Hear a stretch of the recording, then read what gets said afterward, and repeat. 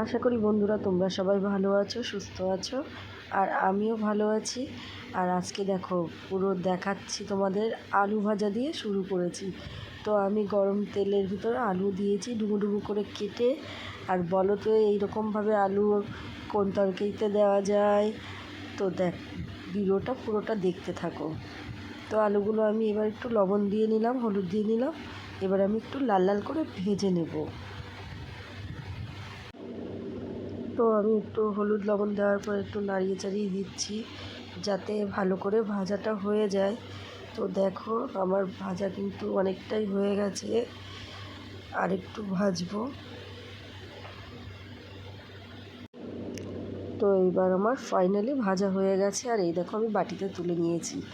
এবার আমি দিয়ে দেব গোটা গরম মশলা, শুকনো লঙ্কা, আর দিয়ে দেব একটু জিরে। এটা একটু ভাজা ভাজা হয়ে গেলে, মানে সামান্য একটু লাল লাল হয়ে গেলে দিয়ে দেব মশলা। এখানে আছে আদা বাটা, রসুন বাটা, পেঁয়াজ বাটা, টমেটো বাটা, আর আছে জিরে বাটা। তো আমি মশলাটা তেলে দিয়ে দিলাম। এবার দিয়ে দিচ্ছি আমি পরিমাণ মতো হলুদ লবণ দিয়ে ভালো করে আমি কষিয়ে নেব। আর একটা গোটা টমেটো আমি কিন্তু কেটে নিয়ে দিয়ে দিয়েছি। আর আমি কিন্তু মশলাতেও পেস্ট করেছি, সে সময়ও কিন্তু আমি একটা টমেটো দিয়েই পেস্ট করেছি। তো বন্ধুরা দেখো, আমি মশলাটাকে এবার ভালোভাবে ভেজে নেব যাতে মশলাটার গা দিয়ে তেল ছেড়ে যায়। তো ভালো করে আমি মশলাটাকে একটু নাড়িয়ে দিচ্ছিলাম যাতে পুড়ে না যায়। তো দেখো বন্ধুরা, আমার মশলাটা কিন্তু প্রায় ভাজা হয়ে গেছে। এবার আমি কিন্তু সেই সময়টা এসছে যে আমি এবার কি রান্না করব। তো দেখো বন্ধুরা, আমি কিন্তু চিকেন রান্না করব। আর আজকে চিকেনটা রান্না করব আমি একদম অন্য স্টাইলে। তো দেখো, আমি চিকেনটা দিয়ে দিলাম আর ভালো করে এবার কষিয়ে নেব। তো আমি চিকেনটা একটু নাড়িয়ে চাড়িয়ে দিচ্ছি। তো এক হাত দিয়ে আমি ক্যামেরা ধরে রয়েছি আর এক হাত দিয়ে নাড়াচ্ছি, তো পারছিলাম না। তারপরে আমি ক্যামেরাটা রেখে আমি তারপরে চিকেনটাকে ভালো করে কষিয়ে নিচ্ছি। তো দেখো, আমি আগে নাড়িয়ে চাড়িয়ে দিয়েছিলাম, আর যদি একটু ভালো করে নাড়িয়ে চাড়িয়ে না দিই না, একটু লেগে যেতে পারে, ওর জন্য একটু ভালো করে বারবার করে নাড়িয়ে দিচ্ছিলাম। তো দেখো বন্ধুরা, আমার কিন্তু প্রায় কষা হয়ে গেছে। এবার আমি দিয়ে দেবো তেজপাতা। আর একটা জিনিস দেবো বন্ধুরা, সেটা হচ্ছে একটা চমৎকার জিনিস। দেখো বন্ধুরা, এটাই হলো সেই চমৎকার জিনিস। এটা কিন্তু লেবু পাতা, গন্ধরাজ লেবুর পাতা। এবার এটাকে আমি মাঝখান থেকে কেটে তারপরে মাংসে দিয়ে দেবো। আর এটা দিয়ে কিন্তু আমি ভালো করে একটু কষিয়ে নেব যাতে করে গন্ধটা ছড়িয়ে যায়। আর এই গন্ধরাজ লেবু কিন্তু অনেকেরই পছন্দ, মানে গন্ধর জন্য। তো তার জন্য আমি, লেবুটা ছিল না, ওই জন্য আমি পাতা দিয়ে কাজ ছেড়েছি। তো দেখো বন্ধুরা, আমি তারপরে একটু নাড়িয়ে চাড়িয়ে দিচ্ছি যাতে পাতাটা ভালো করে একটু মিশে মাংসটাকে সুন্দর করে।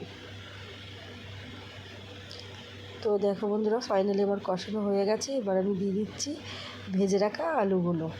তো আমি আলুগুলো দিয়ে একটু ভালোভাবে নাড়িয়ে চাড়িয়ে দিচ্ছি আবার, যাতে করে আলুতে একটু ভালো করে মশলাটাই হয়।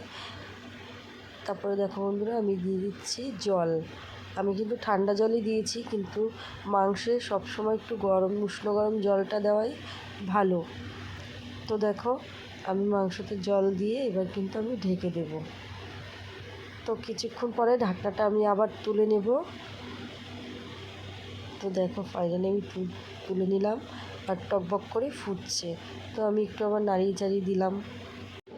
তো দেখো বন্ধুরা, আমি কিন্তু নাড়িয়ে চাড়িয়ে দিয়েছি, আর লেবু পাতাগুলো কিন্তু আমি ফেলিনি, কারণ এটা একদম খাওয়ার সময়ই ফেলবো। আর এই দেখো বন্ধুরা, প্রায় মাংস আমার কমপ্লিট। এবার আমি দিয়ে দেবো একটু গরম মশলা। তো অনেকে গরম মশলা বলে, একটু অনেকে বলে গরম মশলা, তা আমি একটু ওইভাবেই বললাম। তো দেখো, আমি এবার মশলাটা দিয়ে দিচ্ছি। তো আমার গরম মশলাটা দেওয়া হয়ে গেছে। এবার আমি এটাকে একটু নাড়িয়ে দিয়ে মিশিয়ে দেবো, মাংসের সঙ্গে ভালো করে মিশিয়ে দেবো। তো বন্ধুরা দেখো, আমার মেশানো হয়ে গেছে। তারপরে আমি একটু ঢেকে দেবো যাতে একটু গন্ধটা ভালো আসে। গরম মশলার একটা গন্ধ আছে, কারণ মাংসতে গরম মশলা না দিলে ভালো লাগে না। তো কিছুক্ষণ পরে আমি ঢাকনাটা আবার তুলে নিয়েছি। তো আমারই ফাইনালি রেডি হয়ে গেছে চিকেন। আর আজকে আমি গন্ধরাজ লেবুর পাতা দিয়ে চিকেন রান্না করেছি। তো ভিডিওটি যদি ভালো লাগে লাইক কমেন্ট শেয়ার করে দেবে। আর দেখা হচ্ছে অন্য কোনো ভিডিওর সঙ্গে। টাটা।